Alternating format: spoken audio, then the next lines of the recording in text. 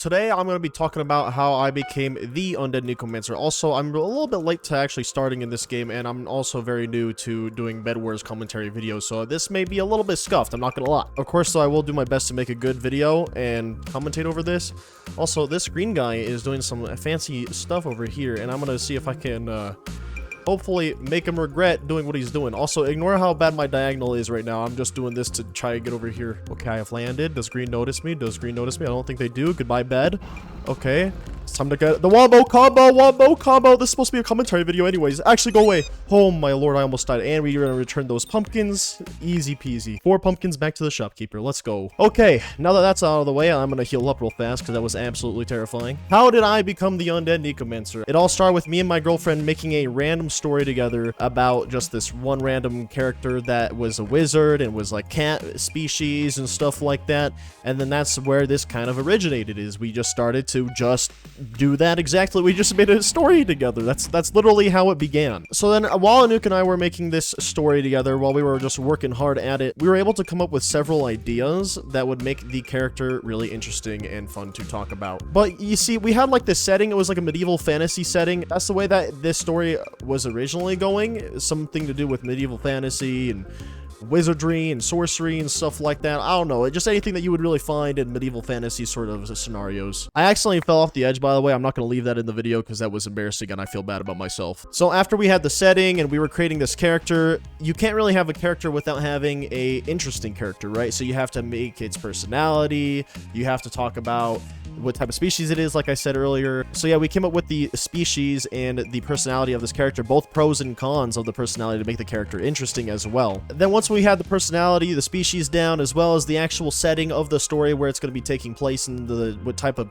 time period, which was again medieval fantasy, we then started to go and talk about the way that the character looks. So like obviously we had the idea that it was going to be a wizard type of cat and that it's going to be of a cat species. So that's only one step of the issue here, because when you think about it, you also have to have decent clothing, right? So that's what we came up with next, is we came up with the clothing that this character was going to have. And originally the UndeadNekomancer character was supposed to have this fancy golden embroidery leather. I don't even know exactly, it's hard to remember exactly what the original concept was. I'm pretty sure Anouk still has it somewhere because she did the art for it, and I really didn't do anything else other than just help or give ideas for the character. And I feel like that was one of the hardest parts, was figuring out what type of clothing the character would wear.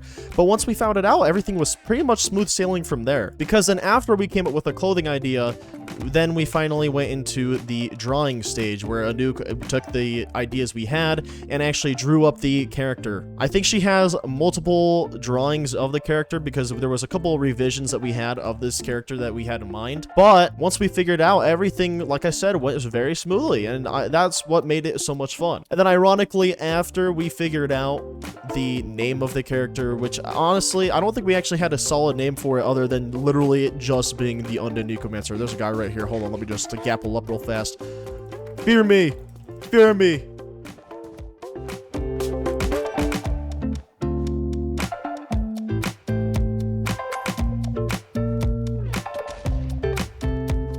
Nice fireball. All right, we got him out of here. All right, all that's left now is Aqua, and Aqua's in middle. Oh, don't tell me that they were one of these players. I really hope not. So yeah, I think that there was an actual name to the UndeadNekomancer character with like a first name and a last name sort of thing, but I don't think we stuck with it. All we knew is that this was an undead cat that was also a cat that rose people from the dead that were also cats, and that's kind of where the original idea came from. And so how I became the UndeadNekomancer from this story is essentially Anouk and I really liked the character, and by the time that I was starting my channel and creating my channel together, we weren't really using the UndeadNekomancer character all that much for really any projects or anything at all, so I just pretty much took the character from that point forward. And since then, it's pretty much stuck with me for this channel, and it's going to stick with me throughout the rest of my YouTube career. So that's that story, but the thing is that, like, I'm completely fine with that because I love this character. I love this UndeadNekomancer idea. I'm not sure if Aqua's going for my bed yet. I know that they made a speed run over to mid, and they got a lot of M's probably,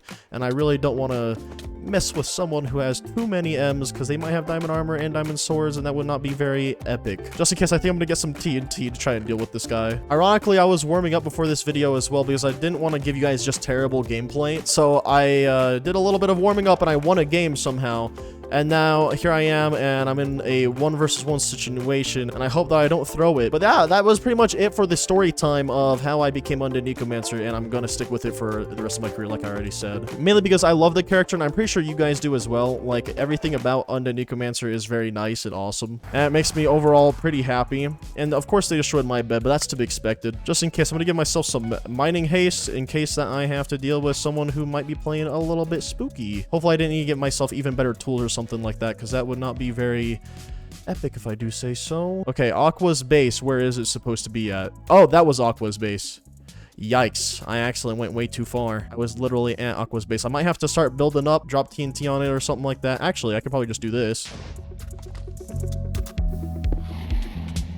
And I lost anyways. But yeah, that's pretty much the entire story of how I became the UndeadNekomancer. Just to summarize it really fast, it originated from a story that I was creating with my girlfriend Anouk, and we created everything for the character from species to personality and clothing. Anouk drew up a little art piece for it, like the character art for it. I don't know what the actual word is. There's probably an art word out there that I'm not using. And then it had a first name and a last name that I can't remember, but we knew that at the end of the day that it was an UndeadNekomancer.